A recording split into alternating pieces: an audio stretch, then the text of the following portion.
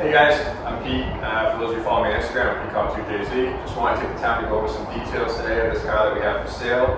It's a 2007 Porsche 911 Turbo 6-speed manual coupe. We have the GT silver metallic paint over a full black leather interior. The exterior condition of the car is in phenomenal shape. There's really no dings, dents, or scratches or blemishes that I really need to point on the camera.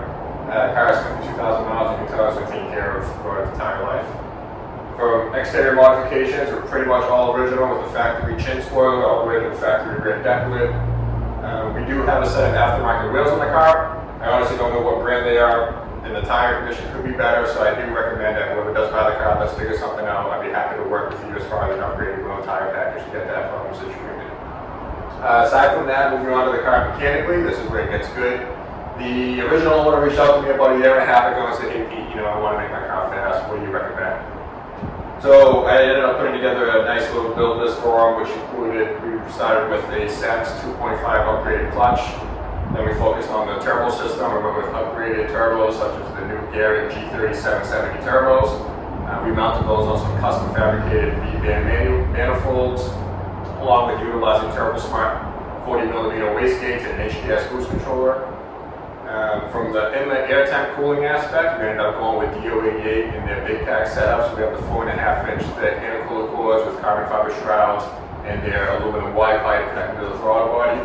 We also modified that Y-Pipe and took it the next step further and included two Tial 50mm blow valves on there as well, where the factory airbox location would be. So the car makes tons of power. It makes all the right sounds and all the right turbo noises.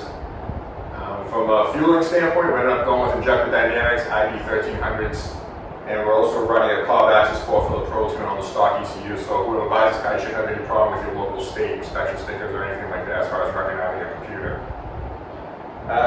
She was custom tuned, and she ended up putting down about 700 horsepower to the tire on 93 octane pump gas, just straight 93, 20 psi, no math or anything like that. The Intercoolers, that's where they really shine. There were no issues with high inlet temps or anything like that. The car drives awesome.